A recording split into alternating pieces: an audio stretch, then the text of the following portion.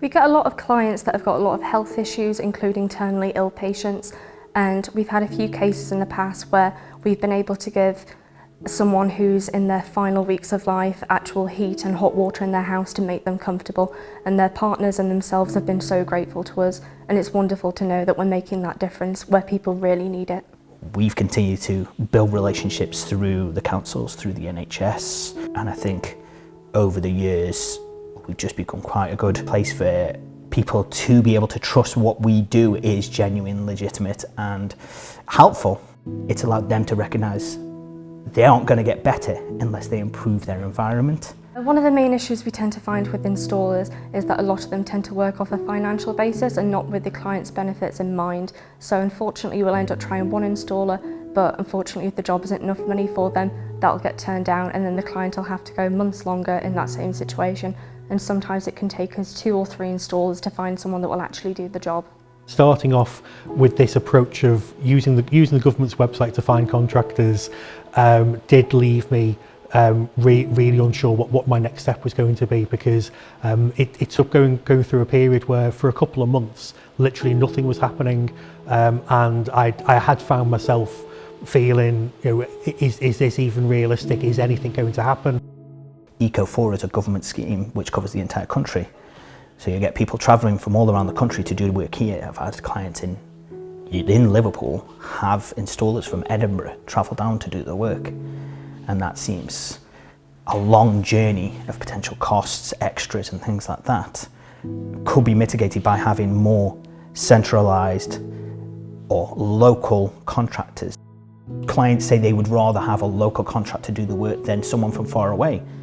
That would improve it, it would streamline it. It'd also allow for, if something does go wrong, there is more local accountability that people can react on. I think if installers could see it from a different point of view and understand that this is a scheme to help vulnerable people, it's not for financial gain, and if they looked at it differently, I feel like we could get more done and help more people as a whole. Obviously, if they go through the process, they are eligible. They want to get insulation, they want to get the heaters and boilers. It comes down, if you're in a solid wall, it comes down to the fact of it internal, external, and the budget will only carry for internal insulation. So they don't have a choice. Partnerships are giving us access to more funding and giving us the opportunity to reach vulnerable clients that we wouldn't necessarily have had access to before, and it's given us options to help people who wouldn't necessarily have known about the scheme or have come to us for support. I think in terms of improving the system, where you've got somebody who is desperately in need and they're being turned down because they don't hit those tick boxes, there should be some way of pulling them into the system and going, yes, but you are who we are meant for, and it would make a massive difference to their lives if it was easier.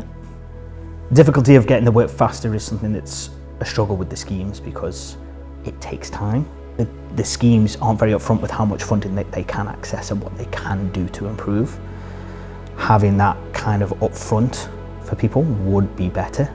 And to live in a terraced house where you can't get any grants, you can't get a loan to maintain it, you've still got single glazing, you've got no central heating and you don't have neighbours each side, it was bloody grim. And we should have grants. I wasn't entitled to any grants because I'm not on pension credit or any other benefits, so I wasn't entitled to any heating grants at all, and I did look into that. The retrofit scheme really matters because there's a lot of vulnerable people that are out there that need our support, but unfortunately the demand is much higher than the funding that we have. I have no plans to go anywhere else, and I just want to make it better for everyone, so any way I can help the community and help people improve their lives and continue to be in a great city, it makes me want to help everyone and keep helping the community.